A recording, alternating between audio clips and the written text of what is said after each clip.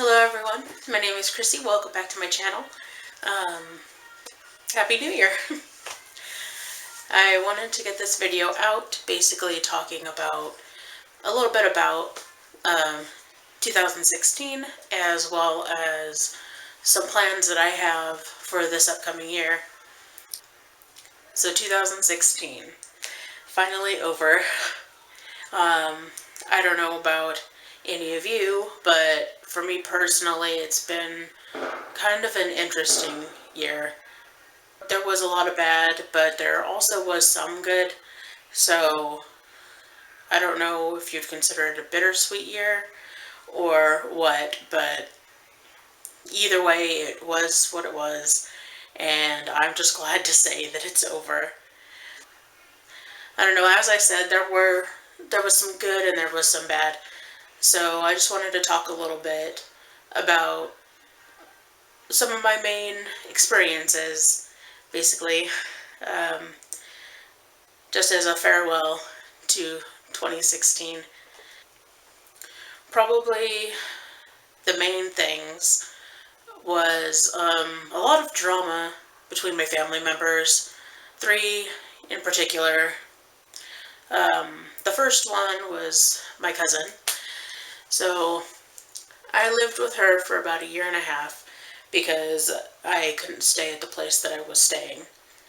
So she allowed me to live with her, and things just weren't the way I thought they would be, basically. I don't want to get too much into any of these things, the bad things anyway, but she really struggled with alcohol, and it just wasn't an environment that I felt comfortable in, so I really struggled living there. And as I said, I was there about a year and a half, and it just ended on a bad note for everybody. We both said things, and I basically got kicked out of there and was forced to live in a motel for about a month with my sister and my two dogs, which was not fun at all. So there was that. As of right now, we still aren't talking. I haven't made an effort to contact her, but neither has she. So I'm just assuming that we should just keep it that way for a while. The last night that I was there with her, some really bad things were said about myself and my mother. So it's not really a kind of situation that I can just forgive and forget that soon after. Maybe eventually down the line I will be able to, but as of right now, that's just where I stand. As unfortunate as that is, we were really close when I was younger, so it is hard to not be able to have contact with her anymore. But it is what it is. So yeah, there's not really anything else to say about that situation because that's just pretty much all that there is. Those are, without getting into it. So yeah. The second person that I have had a significant amount of drama with is my brother. He's been struggling with some mental issues and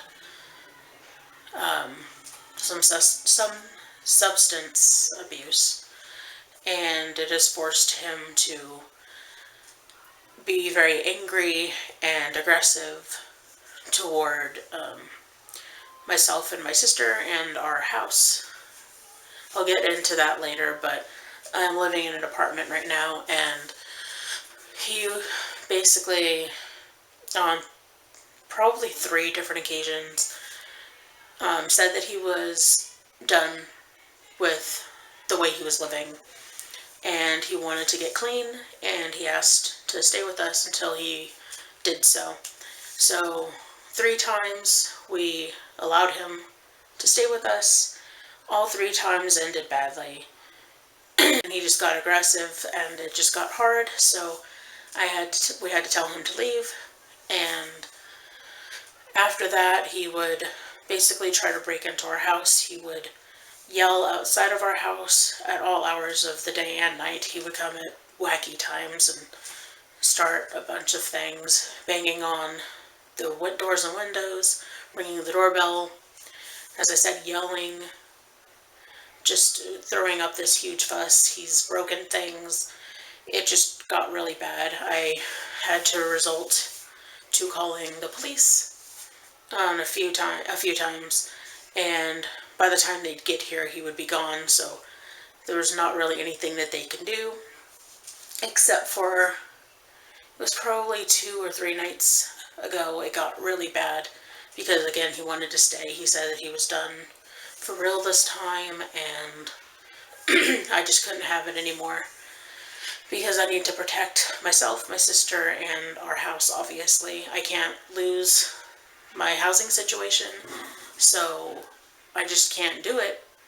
And he just got really angry, and I called the cops again twice within an hour. The first time they came, he wasn't here. The second time, he planted himself on my patio and they caught him. So they talked to him and they eventually let him go, which was dumb on their part, but they just advised me to basically get a restraining order on him, which I obviously don't want to do.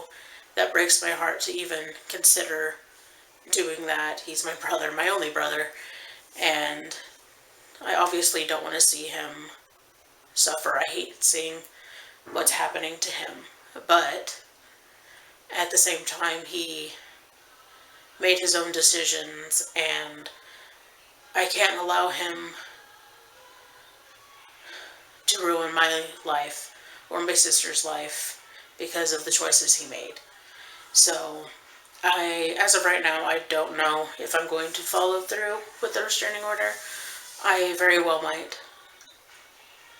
but as of right now, I honestly am totally unsure about how to proceed with that situation. So yeah. The third is my father, which I will probably do a video on in depth later, sometime down the road. But we've always had a really rocky relationship. He's always been an abusive alcoholic, so we never saw eye to eye. Stuff has happened, and he would always go through jobs and everything, and you couldn't really trust him. So after we got our place, he asked if he could stay with us, and he'd pay rent and things like that. And I was just in a place that I kind of needed the money, so I agreed. And it turned into months and months and months, which on my lease, it says if somebody stays longer than 7 days, then they need to be part of the lease, or we can get evicted. So we were literally laying everything on the line, and he didn't respect us whatsoever. He would do what he wants, when he wanted. He would always open and close the doors, smoking cigarettes. He snuck alcohol in when we specifically told him that is against the rules. We will not allow drinking in this house because of his past with drinking. He would set off my dog because she does not like him because of the stress he causes me. I don't know if she senses it or whatever, but she doesn't allow him to get close to me, so he would always purposely set her off, which obviously I don't want complaints from my neighbors, obviously. So that was a big deal. We already had that issue with my brother, and my dad was happening at the same time. So it was just really overwhelming. Sorry if you can hear those. People are setting off fireworks. That's all I'm going to talk about the drama part. Another pretty unfortunate thing that happened was At the end of November, we lost an aunt who was my dad's sister, which was kind of hard. Before my grandma died in, I think, 2005, we would always get together every Christmas, and since we lived out of town, everybody else pretty much lives around the same area, but we live about 2.5 hours away. So the only time I really got to see them was at Christmas, and it was for my grandma. So after she passed away, we didn't really get to see each other much, which was unfortunate, like I said. For some reason, our family just loses contact. But whatever reason, it was sad. It was painful to lose her and not be able to say goodbye. We knew that it was going to happen. We didn't know when. And as I said, we live far away, so there was no way for us to go and say goodbye to her. So I guess I just don't have that closure, for lack of a better word. It really sucks. Sorry if those are depressing, but that is my life. For some positives, I am almost done with school. I am at a community college right now, and I have 2 classes left to finish that, so I'm really excited about that because it's been a long time. I feel accomplished, like I feel like it's going to happen, and I'm proud of myself for going through. I've had very severe depression and anxiety throughout the years, which is why it took so long, and I pretty much thought that it wasn't going to happen for me, that I was going to drop out and it just wouldn't work out for me. And so I'm so happy that I am that close, and the 2 classes that I have left are completely doable, so there's absolutely no reason that I can't do it and get my degree. I still have a ways to go after, but I'm just taking it one step at a time. So another thing is, after quite a while, I finally got a job. It is part-time, which is good because I can still concentrate on school as well. It's not the best job. It wouldn't be the job that I'd want for myself. It's a retail job, and the hours absolutely suck. They're not any set hours. There's no set schedule. It's just completely random, and it's just not fun. But I am happy that I do have a job, because I do feel like a proper member of society. I was feeling really bad that I didn't have a job. Even though I was going to school full-time, I still felt like I wasn't adequate, I guess. I've had a lot of, issues with, mental issues, that people making me think that I'm less than because I don't do, I guess, all that I could. So because of that, I'm pretty much proving to myself that I can be an upstanding member of society, as weird as that sounds, if that makes any sense at all. But I am happy that I do have a job, and I do have a goal that I'll talk about in a minute about a job, but for now, I do have that. Another thing is, as I mentioned, I have an apartment. I have it with, it's me and my younger sister. It is the first time that I've had a place of my own ever, which is kind of sad because I'm 26, but it's always been with my mom or a friend, and then my cousin, which obviously didn't end well. So it was always somebody else's house. So it's really nice to feel like I have something of my own. Sometimes it's really hard because I am only working part-time, so it's really tight financially, but luckily, while my sister's looking for a job, my mother is helping with my sister's half. So I only have to have my half, which helps tons, but I do enjoy having a place to myself. And at first it was, at my cousin's house, it was just me and my dogs, secluded to a room, and now they have a whole house, and it's It's still not the ideal situation. I want them to have a yard and everything, but I just need to focus on the positives of right now, which I'll get into later again. But that's another positive. And the third is that I got back into contact with my best friend. She moved away a few years ago out of state, and I felt really lost for a while because she wasn't here. She was pretty much my everything. I don't want to, that sounds weird, but we did everything together. We were more sisters than friends. We were so close, and it was really hard to lose her, especially since she was my only true friend. I had other friends that were just fake, so having her was a huge deal, and losing her was just monumental in my life. So she moved back to town, and it's like she never even left, which I think is amazing, and I enjoy having her back. We still don't see each other like entirely as much as I'd want to, but she does have a family now, and I understand that. So just having her back in town is just amazing. But to make it better, in April she had twin boys, and I consider them my nephews, and they're just the sweetest things. And I don't know, with having them back, it just, things feel more complete. So yeah. So that's pretty much the ups and downs that I can think of from this past year.